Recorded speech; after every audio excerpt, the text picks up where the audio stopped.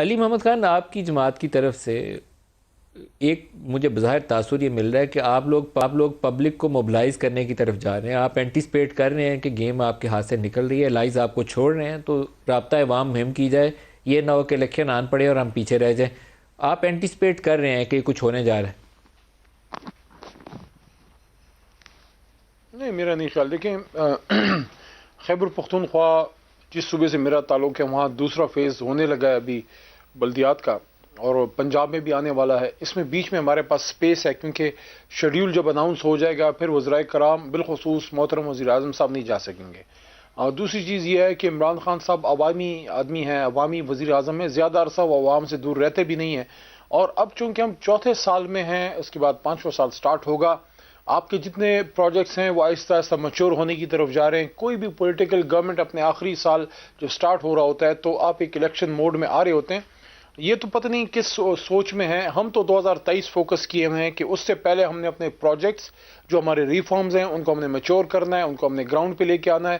جو ہمارا احساس پروگرام ہے، جو ہمارے ہیلتھ کارڈز ہیں، جو ہمارے اور جتنے بھی بے شمار منصوبے ہیں، ہیلتھ، امپورٹ ایکسپورٹ، جتنے بھی ہمارے درجاتی ریفارم ہیں، کرمنل لا ریفارم، یہ ساری چیزیں عوام کے پاس لے جانے کا وقت ہے تاکہ جو ایک پروپیگنڈا کیا جا رہا ہے عمران خان صاحب کے خلاف. دیکھیں، اس وقت ایک چیز قطع نظر اس کے کہ میرا تعلق ایک سیاسی جماعت سے ہے جس کی اس وقت حکومت ہے، مجھے یہ پتا ہے پاکستانی اس ملک کے ساتھ جو ہوا ہے، اس ملک کے اداروں کے ساتھ آپ کا پی آئی اے بٹھایا گیا، ریلوے بٹھایا گیا، اسٹیل مل کو تباہ کیا گیا، اداروں کو اندر سے کھوکھلا کیا گیا، سیاسی بھرتیاں کی گئی، میرٹ، کرپشن. تو اس کے ایک آدمی اس سیلاب کے آگے بند ہے، اس مافیا کے آگے ایک آدمی کھڑا ہے اور سینہ تان کے، اس کا نام عمران خان ہے. اب میں تو اس کے ساتھ اس لیے کھڑا ہوں، میں نے اپنے ملک کے لیے جنگ لڑنی ہے. ہار جیت ہوتی رہتی ہے، آپ حکومت میں رہتے ہیں، باہر رہتے ہیں، جب آپ تک نے اللہ چاہے گا 18 عمران سے خان صاحب منڈی حکومت میں بہاؤدین کسی میں کا جلسے مائی جلوسوں کا کلال اس کو نہیں اعلان اٹھا کیا ہے. سکتا. لیکن پنجاب سے شروع کر رہے ہیں آپ، لیکن اقتدار کے تو لیے نہیں مجھے آئے تو ہم پیش بندی لگ رہی ہے علی نظام محمد کی خان. بدلاؤ کے لیے آئے ہیں جناب. مجھے تو پیش بندی لگ رہی ہے. آپ 18 سے جلسے جلوس کریں گے تو آپ اینٹیسپیٹ کر رہے ہیں کہ انہیں دنوں نو کانفیڈنس آنی ہے تو جا کے سڑک پہ ایک نعرہ مارتے ہیں، دیکھتے ہیں یہ کیا کرتے ہیں. ٹیسٹر ہے. نہیں، دیکھیں، 2018، 19، 20، 21 اس کے چاروں آپ فائنانس بلز اٹھا کے دیکھ لیں. پھر بیچ میں کوئی ضرورت نہیں تھی، لیکن اخلاقی طور پہ خان صاحب نے مناسب جانا جب ہم وہ اسلام آباد والی سیٹ جو سینٹ کی تھی وہ جب ہم نہیں جیت سکے تو انہوں نے پھر آپ کا ووٹ لیا کانفیڈنس کا. اس سال بھی 2 کانفیڈنس کے ووٹ لے چکے ہیں.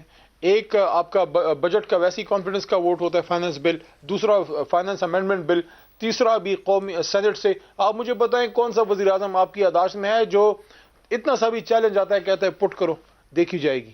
تو دیکھی جائے گی جی، جب آئے گا دیکھ لیں گے. جہاں تک ہمارے ایلائز کا تعلق ہے، مجھے وہ ایک موقع بتا دیں جہاں ہمارے ایلائز ہم سے پیچھے ہٹیں. جو چودھری برادران ہیں ان کا ریکارڈ ہے کہ آپ کے ساتھ رہتے ہیں، گلہ کریں گے لیکن آپ کو بیچ راستے چھوڑتے نہیں ہیں.